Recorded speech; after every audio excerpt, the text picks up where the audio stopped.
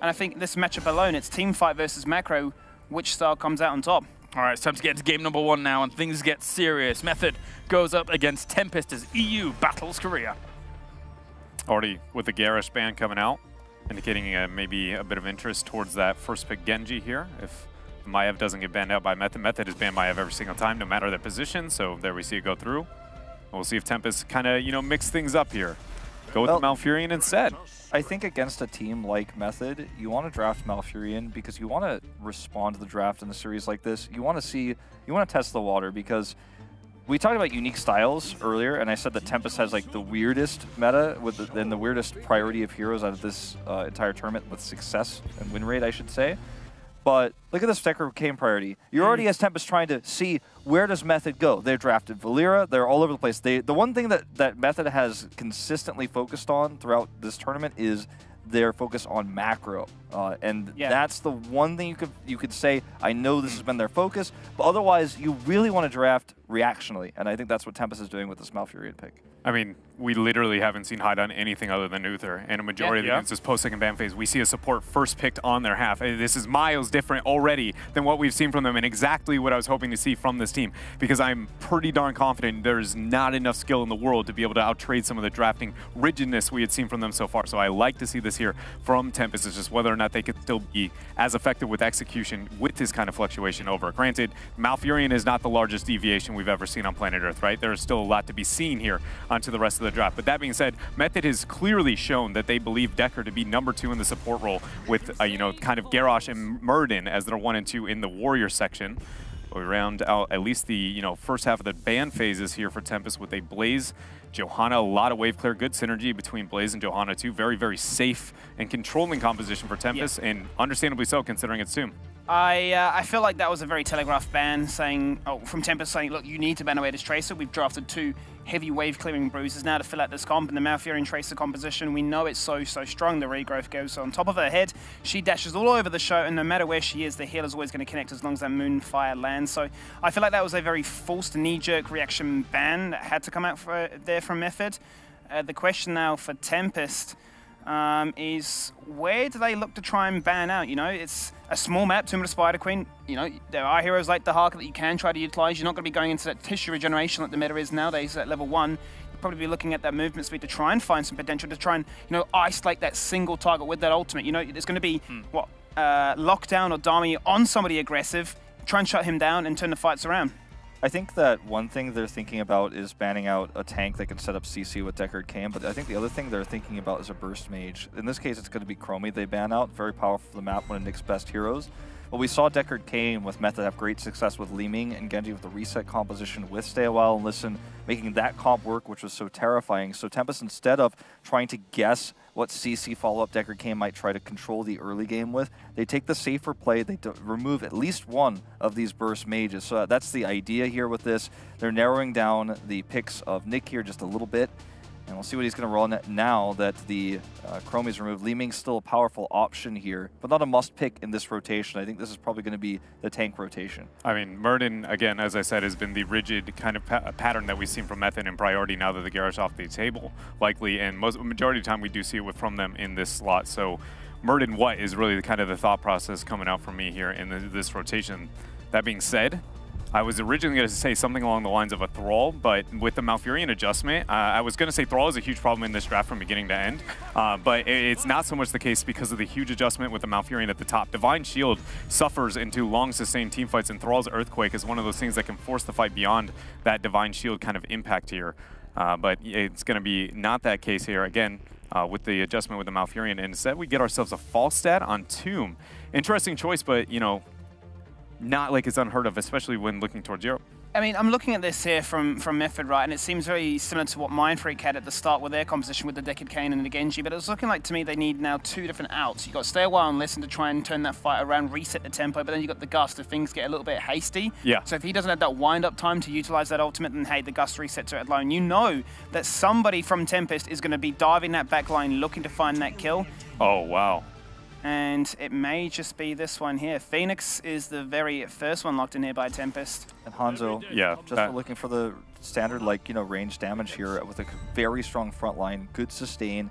The cool thing about Phoenix and Hanzo versus Deckard Cain is that he could slow you to try to set up the scroll of ceiling, but both Phoenix and Hanzo have escapes out of that immediately, even while slowed. So they're very powerful assassins. This is such a reactionary draft by Tempest. Is it the greatest draft the world has ever seen? No, but I feel like it doesn't leave them any major gaping holes against the composition that Method has drafted thus far. I mean, I look at that composition on the side of Tempest, and I feel like it's got a lot. Mainly, the biggest thing for me is the fact that they have not only, I mean, great wave clear, sustained team fight, and things of the like, but Johanna, Hanzo, and Blaze have amazing synergy together. One Condemned to a 3-man jet propulsion to a Dragon's Arrow plus Scatter Arrow is essentially a dead team. Not even to count the AoE damage that we can see from Phoenix coming out to that provides a lot into the wave clear. It also provides interesting laning decision, which is pretty much necessary into a false set composition, because Blaze and Phoenix can both supply into that off lane if necessary and make a traditional 1-4 a little bit more wonky here. So I personally adore the draft here on the side of Tempest, and it's not going to be the Thrall. Instead, they're a Dahaka. Dahaka that I theorize. I mean, we've seen the flexibility, if you will, between Firo, Shrimpy, and the rest of the members, actually, even Nick getting involved there with just kind of like, I'll play the Genji, or actually, no, you play a mage, or you can play this one here. And I think on a map like this was what I was theorizing. Obviously, the Phoenix and Hanzo don't spring to mind as dive-heavy heroes. They can obviously jump in with the warp and the natural agility, and they can obviously disengage out if they do get slowed down by that Deckard Cain, as you were mentioning. But the Dahaka, for me, I feel like has the macro style, the stamp of approval of macro full method. I'm just curious what the level 1 choice is going to be. The length at which globals provide you an advantage, though, on a map like Tomb of the Spider Queen aren't quite the same, though. I feel like if you draft a Falstad into this, you're fine. But if you go Falstad and Dahaka, I feel like there's too much of a trade-off here. So I think something more impactful like a Thrall that Dreadnought was mentioning earlier could have been a better way to close out this draft. And we need predictions. If I had to choose here, just based on draft alone, I would definitely go with Tempest, and I think Tempest is going to be a stronger team in this series as well. It's a pretty easy Tempest pick for me. Skimmers. I'm just trying to think what Method's game plan is. They've got 2 globals. I just don't think it's going to be enough. I feel like Tempest have played those. They've drafted 2 backliners that don't need to necessarily get too hasty about it. I'm going for Tempest as well. It's a little bit hard to vote for them just because we haven't got to see them with a different playstyle. And I'm concerned mainly with Phoenix health bar and whether or not he's going to survive, but I still got to vote for Tempest here. I think it's going to be 4 Tempests. Until I see them be toppled when it comes to execution, it's going to be difficult to vote against them just yet. So that's how that stands. How does it stand over in Twitch chat is the question. 64%, 36. Okay, in favor of Method as well here. And now I'm getting a thumb down from Shrimpy because I didn't vote for them, apparently. I'm not sure. Double thumb down. He is disappointed with us. In fact, they're all just looking at me. This is weird. They're all shaking their heads. We're done. All right, well, let's head over to the commentary team here. I'm sure they'll try and prove us wrong, of course. What do you guys think? The command center. I'm getting disappointed. Yeah, me too, a little bit. That's a feeling I feel from you guys right now, Claris. How do you feel about that? How do I don't... I'm disappointed in you. I've never actually cared. I mean, first of all, we all know Twitch chat is never wrong, so Method is clearly going to win. And also, Nick impressed me on his Falstad the last time that he played it. Never died, and he's going to try and continue that trend.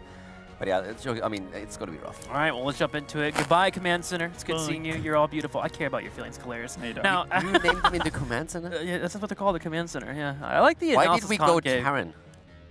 Yeah, I don't think that was the intention. Yeah, but that's what happened. Command centers don't only exist in StarCraft. Like. Yes, they do. Okay, fair enough. As we move into game number 1, it's going to be Tomb of the Spider Queen, Europe taking on Korea. Method versus Tempest. You're on the left side, please. Do me the honors here, Caldor. Method, our European team, coming in with a Shrimpy on Genji. We have Curson once again on Deckard. Murder and Blade by Arcana all the way up at the front. Falstad again on played by Nick. And we have Ethereal Angel on that offlane with the Haka. On the right side, in the red, Tempest playing it out here as Lockdown will be playing on that Phoenix. Hide on Malfurion, good on Blaze, Sign on Johanna, and Dami to play Hanzo. I won't lie, it feels weird saying Hide, not on Uther, you know? He's over here playing Malfurion. What is this? Yeah, that's Korea mixing up a little bit, and the question still remains, is it going to be successful? Now, I have to admit that I was also a bit surprised to see the double global on Tomb of the Spider Queen, but I'm definitely happy that Curson has his Deckard Cain. That's going to be great for them. He had a huge impact so far, in all the series where he get access to the hero, and they are already trying to put some pressure on the lockdown here. Yeah, Schwimpy jumping in there, lockdown, however, able to teleport away and get healed up by Malfurion. I am a little bit worried about the wave clear here in the early game here for Method. That will get better, obviously, at level 7 with Falstad, getting that boomerang. But will they be able to keep up with Tempest? So far, they seem to be wanting to bring the fight, though, straight toward them, continuously bringing those auto attacks as Falstad's already working on those stacks. A total of 6 right now. Yeah, exactly. Storm. Nick is just absolutely balling it here at this point. 6 stacks already on the Gathering Storm, doing really well with it. And so they're going to try and burst with Falstad, not only the waves, but of course also trying to put some burst damage onto heroes like Hanzo, Malfurion, and Phoenix. That's going to work out. It's something we're going to find out a bit later on. But it's very interesting to me that we are seeing more and more mage set being played these days. Lockdown here by the triangle, but Nick also getting blinded there the second. Unable to bring those auto attacks, get him low, but here comes Schwimpy and Lockdown. Gets away with a small chunk of his health. The fight is really being brought by Method. Yeah, both of the teams actually really aggressive. Tempest aiming for Falstad and trying to pluck the bird here, but at the same time we have also Phoenix under a lot of pressure every time that Method can go in. So far we've seen Nick trying to prepare the kill, and then Schwimpy coming in and attempting to confirm it. More stacks continuing to pop in, a total of 13 here for Nick on that Falstad. Looking over to Tempest, they're working on level 4 here, which should be able to get a little bit more wave clear coming in, especially at Hanzo in particular with his level 4 choices. But so far, Lockdown continues to trade well against Nick here, putting him down to a quarter health, while Curson is making sure to drop down those potions to keep him up. Nick has been going beast mode throughout the tournament so far, and he played some fantastic games on Falstad as well, playing extremely safe against dive-heavy compositions, and he's going to try and do the same thing once again. The bird is kind of squishy, but you definitely have also a lot of potential damage and also wave clear if you play your cards right, especially with this build, and already poking up at Dami. One of the best things about this pressure from both these teams, Method and Tempest, is that the bottom lane has kind of been left alone to do what it would please, and both teams kind of trading out a little bit and getting that those gems nice and collected. Tempest has already dropped off 17, but we had a bit of a change there as the Hawkeye actually rotated from bottom to the middle to try and grab a drag and force a fight. Nothing really did develop there, but watch out for that to happen. Those bottom laners will be key soon. Hammer Gates has now been taken by Falstad as level 4, so he has a bit more self-sustain in lane, and he can of course also use that to keep himself alive if he can weave these auto attacks in. And to be honest, especially on the stacking progress, I'm really impressed by Nick. He's on 18, and we're only 3 minutes into the game, so he's really been in these brawls. Yeah, we were talking about it yesterday. You want to get around 40 stacks. That's where you start to do a lot of damage with that. Gathering Storm, if you're already halfway there at 3 minutes, you're feeling pretty darn good about yourself. Lockdown, taking some damage here once again, able to teleport at the last second, but Tempest was able to grab the Night Camp, and they aim to push in the middle a little bit here. And as soon as they get a little bit of leeway from Method, whether it be Nick low on health or Arcaner also taking a bit of a damage, they can go for a turn-in, but Arcaner, he wants to break a play. He comes in, drops the Stormbolt on Lockdown. Yeah, tries to go for the flank attempt, but has very little impact with it, as we still see Tempest pushing. The camp that they took had a huge effect, especially, of course, through that spell aura that they've been using. And they used the space that they created by pushing it through the mid lane to retreat back to the turning point and hand in a huge amount of their gems. That they do. Also, really quick here, Rejuvenation Potion coming in there for Kane, and Arcaner gets picked off as Tempest will secure first blood. Yeah, they just caught him as he already was about to jump out there, and so he had no escape left, and that was his downfall then in the end. Now Schwimpy is trying to interrupt together with Nick, and they're actually doing a fairly good job. They're just trying to buy the time they need to bring Murden back into the fight. Pounded them bot, but Blaze comes up too, and good with those 18 gems, trying to go for that turn, and Dami taking some damage here. Root will also come out to make sure that he stays alive. Dahak coming in for a flank, just to be a bit of a nuisance, but 49 gems were dropped off in that transaction for Tempest. And Nick once again towing the line here, but really well done still by Method, trying to call for continuous interrupts. And to be honest, the near kill potential they have against Dami on his Hanzo here is actually fantastic. Nick always poking away, and that was without Boomerang. Now he has access to the talent, and that is going to heavily increase the burst damage that we see from him, and it's in action already as Schwimpy is once more trying to go for the finishing blow against Phoenix. Lockdown had a skedaddle. Also, on top of that damage coming in, you get that wave clear finally for Falstad. Should make it a little bit easier for Method to continue to stay toe-to-toe here against Tempest and that explosive arrow from Hanzo. But Schwimpy, he's a little bit bruised right now. Yeah, I mean, we have to talk here a lot about Method and how well they play, especially on Falstad and Genji. But if you look towards Dami and Lockdown, they actually survive nearly every single attack. And with nearly, I mean, seen every single one until now, as Shrimpy confirms kill number 1, goes for kill number 2.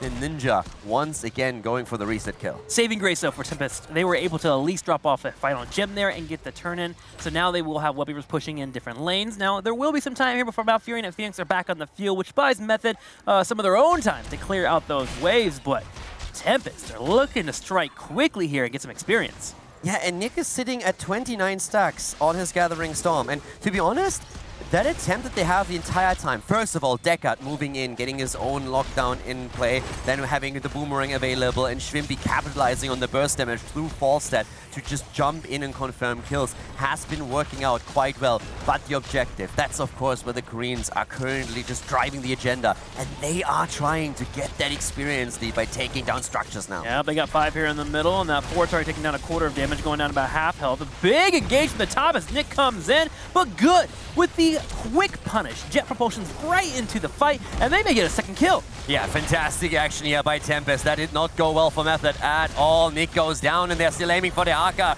They get the kill. Tempest replying in kind here and setting themselves ahead in game number 1. Gems also lost there as Tempest will take an experience lead and jump at that level 10. Unlocking those heroic abilities, feeling good about that. Now, they only have 39 gems available. They drop off 11, so they can't go in for an immediate turn-in, but now Method, suddenly on the back foot, is going to have to play safe until they have all 5 up. Yeah, that didn't really go too well for them. They had a great early game up to that moment when through the turn-in, Tempest was able to set up that flank as they are pushing through the mid lane and confirm the kills. Now they're driving the momentum here, and they also have the majority of gems once again. They're handing in, they have the level 10, and Method just needs to sit there and take it. They need to wait for the heroics before they can do anything on the map. Now, with 10 about to hit, Method's going to wait for those heroics and then go for that turn-in, but Tempest already prepared for this. It's actually going to grab this Night Camp here in the middle. In case the turn-in did actually, in fact, happen, they would have a nice defense in the middle lane. They could focus on the outer lanes afterwards. But with Johanna sitting on the top and Blaze on the bottom, Method didn't actually have the chance to go for that drop-off, and now they may actually have to team fight to even force anything. Yeah, Sign at this point is already helping to clear the camp, but Tempest, they took their own and are trying to push this in now. The turn in for Method, still not going through. Hinterland Blast taken on Falstad. They are going full YOLO here, the X-Strike as well. So not trying to play through the Gust, but instead the lockdown through Kane, and then the Hinterland Blast. The thought process here that we are seeing from the European team. Yeah, the foundation has already been set here. They've been putting so much pressure on Lockdown, trying to lock him down with the Gathering Storm into the Genji dive. Having a Hinterland Blast to follow that up, it's pretty telegraphed where he's going to be going afterwards. And that hitbox is so massive, Method can get that kill. And guess what? They also get a turn-in. Yeah, turn-in now for Method, and that's, of course, an opportunity. That's really one of those moments where you are trying to gain value. You need to take some structures down, snipe the towers, try to push for one of the forts, and they're already attempting to push out the top lane here. That's when Nick, of course, excels at this point. With Gathering Storm and Boomerang, his wave clear is pretty significant. Now, this is where the double global can be a bit of a nuisance for the opposing team to really handle. You can afford to spread out your lanes as much as you want. You mentioned the Falstad. Falstad rotates to the middle here, and Dahaka still has that Brush Talker available, so Blaze in the bottom lane is going to have to respect that. And at any point, Dahaka could rotate in if this gate gets cleaned up. The zoning abilities of Deckard Kane also come once more into play here. Great moves by Curson, trying to make sure that Tempest does not have an easy access to the Web Weavers. First tower is already lost. Once again, we see the triangle coming through, and at the top lane, Nick is already busy again to just clean up another wall. Gotta look at Tempest, though. Their wave clear has done phenomenal here. Blaze in the bottom lane, single-handedly handling Dahaka and the Web Weavers. Johanna in the middle with Lockdown to back him up. And that explosive arrow from Dami, clearing out these lanes. Method only able to grab a couple of gates, and if you look at the infrastructure right now, Tempest, remember, they grabbed a fort earlier, so they're ahead when it comes to buildings. Yeah, Tempest got that fort because they were able to set up that fantastic flank through Blaze that we saw, and the 2 kills that it resulted in. So Method didn't get any kills with the push, so they are only able to grab all the towers, but even that is bringing them a bit closer to what Tempest has here. Problem is, Tempest will still have the earlier level 13, and they have the gems for their turn-in. Now granted, Method also has enough gems for a second turn-in, but they still need to buy a bit more time until they have the next talent available. Quick update on stacks here. Murden is 1 Stormbolt away from finishing out his base quest, and they're looking over to the Gathering Storm for Nick. He's at 33, so it's slowed down a little bit here as we've gotten to the mid-game, but watch for more opportunities to come in from our teams as we are going for another turn-in. Tempest dropping off a few gems. They need 11 more to have another Web Weaver phase come through. And now we have level 13 in play. And of course, one of the important things that we have for Falstad is that with a full mage build, he is definitely going to look towards the entire setup here with the cooldown reduction as well. And that's what we're currently having with Flowrider here. So as long as he can just like poke from a distance, that's what really is important. As long as his Tailwind is active, his abilities will recharge a lot faster. Curson, on the other hand, he's locked down here and he dies. Johanna with the final blow against Deckard Cain. That's the initial kill for Tempest. Blaze is under a bit of trouble, but it's Method who's in full retreat here, trying to survive. They have to retreat. Lockdown played that so well, sidestepping Murden's jump into a Stormbolt and then hide with the Fall Bit of Tranquility. The Hinterland Blast actually connected, but because there was no actual CC connecting with Phoenix, Method was unable to get that kill. They lost a member of their own, and Tempest is looking to pile it on with the Webweaver turn-in. Tempest is just getting the really important kills when they engage into these fights. Always the one that they need here. Locking Deckard down this early was absolutely crucial. And then a quick kill. In 13 talents, we also have Johanna now with Burning Rage here, even trying to add a bit more wave clear to that equation. And Tempest now, with Webweaver set number 2, can push in again. At the same time, Method is already mustering up the defense all the way up at the top. They still hold a fair amount of gems that they can use later. And they're also putting some pressure on the Webweaver at the bot lane. But the fort at the top is basically a goner. Yeah, they have to defend the middle wave pretty soon here, so they decide to go ahead and sacrifice that top lane. That's where Tempest committed to. They put 2 in the bottom to clear out that Webweaver, and they do so they save that fort to the south. Now Method's full attention will be here in the middle lane, and they start to poke down the Webweaver. So a keep wall should be taken here for Tempest, but the experience gained is a great plus. They're on their way towards level 16. Exactly. Method is running into a massive problem now, because yes, they will have enough gems ready to get close to a turn-in. The problem really remains the level 16 talent that we're soon going to see for Tempest. As long as Tempest holds on to that massive lead in experience and a talent advantage, it's very difficult for Method to really confirm that turn-in without overextending. And so that makes it very difficult for them to gain any map control at this point. They hold 87 gems, but can they really get a turn-in? And the problem they have is Tempest has 60 gems. They have exactly the amount that they need. So Tempest is just trying to snowball that into an avalanche. And it looks like they'll get it. There's a forward drip up there from Dami.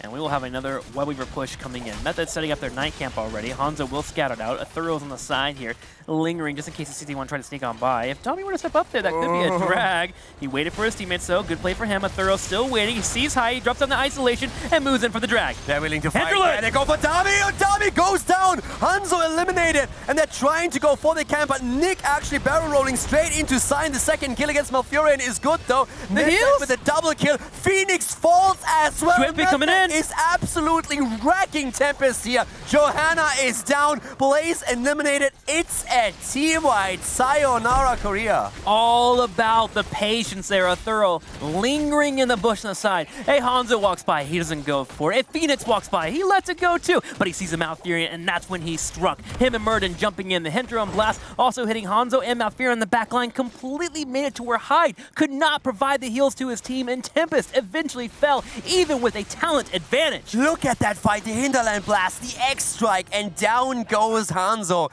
And then Kursnor, of course, with that stay a while and listen. That was perfect. Nick even surviving after he barrel rolled into Johanna. And in the meantime, Shrimpy's running the show against Phoenix and just takes him apart. All of a sudden, Method with a full team wipe. And that's, of course, also a free clear against the objective that we just saw from Tempest. Tempest got nothing out of the turn-in. Exactly, a full team wipe and a full objective wipe. And Method answers back with their own turn-in. They jump up in experience, and they'll be looking to play so far. So forts here, that's some experience they can grab. Sign getting a bit desperate here. Steps up, drops down. The Blessed Shield as well as a Dragon's Arrow. And Shrimpy says, you know what? I got a Swift Strike. And he is out of there. And they have the gems. They still hold a lot of gems. Look at Shrimpy, 37. Even though they just got the Webweaver wave, they could actually snowball that against Tempest now. They are already in the lead in experience, and they're starting to push through that bot lane now. Falstad in the middle, but he has that global. Webweavers coming on in. The rest of Method floating around here. As you mentioned, Falstad pushing in the middle. Method does not care if they don't get this fort. They're just trying to keep Tempest down in this area while Falstad does the work. Good defense so far by Tempest, but as you said, as long as Falstad gets something done, they're going to be happy with that. They're still pushing the bot lane as Tempest is starting to rotate up to the top. Falstad also transitioning now, moving a bit farther away from the mid lane. since Nick realizes he needs to make sure that Tempest is not able to confirm a kill against him. Now, in about 20 seconds, Tempest will have another chance here to force a fight. The Dragon's Arrow will be up, as well as a Blessed Shield. That wave clear, man, it's shown itself over and over again in this matchup. They saved that top 4 and the middle one, only losing 1-4 on this push. But as you mentioned earlier, there is one more turn-in available for Method. And at this point, Method just simply transitioned always to the lanes. Here comes the engage, though, against Deckard once again. Good is trying to make his move, but this time it's not as successful. No follow-up. Hinterland blast to the face, the bunker, nearly saving them. Lockdown just barely getting away in the last moment here, but still low on HP. Tranquility not popped yet by Tempest. Good with another engage, but Nick just uses it to get even more stacks on his Gathering Storm. Dami is just shelling away on this Hanzo. Arcaner low on health, has to jump out. There's the Dragon's Arrow. There's the Blessed Shield. Curson wanted to step forward and try to put people to sleep, but he gets interrupted, and Curson will be taken out. Will Arcaner be next? Arcaner hopping out there. The only death against Deckard so far. The gems, they have been recovered. We still see them with 80 gems, but now Tempest, of course. They are like sharks smelling blood in the water. They go for the keep, they go for the middle, they try to take it down. We have the Haka moving to the bot lane, trying to at least get them a bit closer to level 19, closer to that level 20 and push out that bot lane. But Tempest takes the lead in the macro play. They take the keep in the mid lane. Good's on his way to intercept a Haka and try to slow him down. Method, meanwhile, go over, look at lockdown, and he gets obliterated. Phoenix just doesn't stand a chance there. And that's Arcaner again, jumping in, Stormbolt straight in there. And all of a sudden, you have that full stat burst damage. By now, we have 46 stacks on Arcaner's Gathering Storm. Aethera is pushed out the bot lane. And with that kill, they can get the turn-in. That they can, and they drop us some gems. They'll need 11 more, and Nick has it nice and handedly. We also have in the middle lane the minion waves being pushed back by Deckard, of all people, as we'll have Dahaka in the lane as well. So that keep wall on the bottom side didn't take too much damage from Dahaka's push, but that could be a prime opportunity for Method to open up this battleground. Here's the bad news, though. Tempest is about to have Phoenix up in about 10 seconds, and they're not close enough to 20 to where they can't just fully push this. Yeah, they still could reach 20, though, because we are seeing Forza clear at the top lanes. At the same time, there is still a fort available. All they have to do is take some of these structures down. I think Method is going to be able to get a lot out of this if they get the Storm Talent. This fort in the middle should be easy pickings for them. There's a minion wave there too. That'll be a big hiking experience. Yeah. All right, so 20 will be here for Method, and they'll have the large lead on Tempest. The bottom lane, Schwimpy harassing Good here. Jet propulsion will be used so he can escape, and we have the Giants and Web Weavers sieging upon the keep wall. And now, of course, they want to go for the keep here as well. And after Hinterland Blast on 10, we have now the call of the Wild Hammer, getting the extra range, getting the extra damage, and at the same time, the bottomless flask taken here by Curson on Deckard Cain. And he's setting up. Yeah, and of course, now they want to have the keep. And that's a great lane to take the keep down as well, as far away from the boss as possible.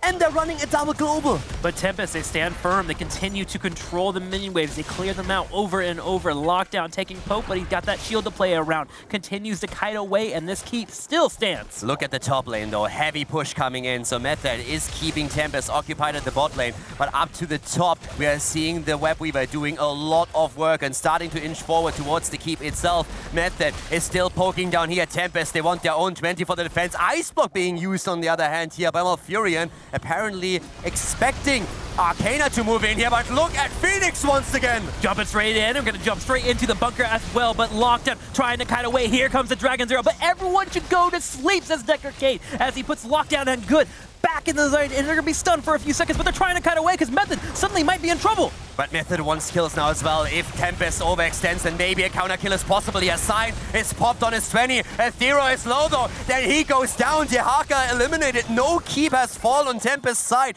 and they get the kill against the offlaner. Johanna still in play, and here comes the engage again as Good goes in. They want to go for Nick. They get the root, and Nick barely gets away once again. Good can't kill him. The gem's still there, and in the meantime, Schwimpy says, this ain't happening today. Goes straight for Hanzo and takes him into the ground. Tempest kites back to get on Schwimpy, but he switches right away. Nick flies straight on in. They're going straight for Lockdown. Lockdown is still alive. Finally, he falls, but Nick also gets taken down. We've got a straight-up brawl here. It's just Arcaner and Curson trying to handle 3. It's an absolute slaughter, but Method, did they overextend here? They're losing all their gems. Everybody is obliterated. Only Arcaner gets out, and with Malfurion getting access to the Twilight Dream again, to this Tranquility, they just can't keep everyone alive, and I'm not sure it was worth it. The kill against Hanzo was fantastic, but going in again with Falset might just have been a bit too greedy. They had so many gems left, and now they lost the majority of it. Only Muradin survived. It may not have been worth it, but it was necessary. With Falsa getting caught by the jet propulsion, Shrimpy had to make something happen. So he jumped on top of Hanzo to try to slow down the fight, wound up getting the kill, and now we have both of our teams actually still in the game in the late game. And look at these two keeps, the top right and the bottom left here for Tempest, they are low. I'm just surprised he didn't let Shrimpy die. After he got the kill against Hanzo, I was just like, great, he gets the counter kill, fantastic. And then Falset flies back in. That was actually quite something. It was definitely a lot of chaos in that situation, but now we have a Method back on the map in a few seconds. But the turn has started, and here are the Red Web Weavers. And the big question remains, how much can Tempest do with that? Can they push through the mid lane? Are they going to drop another keep? Can they get a kill and make a play for the core? That's the big question here right now. Method has a fort in the bottom. It's low on health, but at least it will slow down this push from the Web Weavers. They can turn their attention to the middle and the top. The middle will be important too, with this Night Camp already being grabbed by Tempest, and Tempest begins to group up. Lays sharking around here on the left side. Arrow comes out, but Nick dodges it, and the Blessed Shield. Sign steps forward. Arcaner as well drops the Avatar. Nick going God mode here once again. He has the top damage on his team, and he sits at 66 stacks right now on the Gathering Storm. They're defending the mid lane for now, and in the meantime, Tempest is moving immediately down to the bottom of the map, trying to push the wall at the keep. The Web Weaver itself has already taken down the fort on the bottom of the map, but we have Falset up at the top with the Haka. They have the globals. They can defend there, and then they're trying to defend down here and make sure that not a second keep falls. Yes, they would love to have this wave clear, but they also got to make sure that no one gets picked off. They will have enough for a turn-in after this initial push. Arcaner steps up and needs to brunt of the damage coming in from Tempest. Dami on Hanzo continues to shell away, but on isolation connects from a thorough. They're going to try to go for a fight. Yeah, Nick can still go for the wild hammer here. The sun comes through though. Good is going for it. They keep on half HP. Here come the slows. Nick needs to barrel roll away, and he does. The keep is about to fall here. And so far, we have Method still not using their heroic abilities, at least not when it comes to the damage. They take the salvo and they eat it, but now they are defending the core, and here comes the immediate move onto Deckard, and he goes down. The counter-attack is happening already, but can they take Lockdown down? Dami falls again as we have Hanzo dying, but Lockdown on Phoenix is also about my... And he gets his 20 procced, but Genji is dead. Playing around with the hammering here, continuing to shell. Lockdown taking some damage, kites away, but still has shields. Sign steps forward, blinds Nick, and Nick, the bird, he falls. Arcaner next, the dwarf trying to retreat. He has all the gems, the hope for Method. In fact, if they could even get through this initial team fight, he'd be the only one that can keep him there. He pops the Avatar, he steps forward and drops down the hammers. Here comes Ethereal once again with the isolation. They're trying to somehow save this game, but it's nearly impossible. It's only the two of them left. Muradin, of course, healing up again, but here comes the quick burrow as Ethereal Sama tries to stay alive, but it's not possible. Arcaner moving in again, just hammering around, but in the meantime, the shields on the core are already falling, and the catapults are starting to push in. That's right, the catapults are here. Arcaner trying to buy as much time as he can. He jumps on Phoenix. Genji's not up for 18 seconds. There goes the core as it drops down to 50%. It's dropping down to 40. Tempest has found a way here to push out middle and bottom to earn a victory over Method. 11 kills against 14 as Tempest takes the victory in game.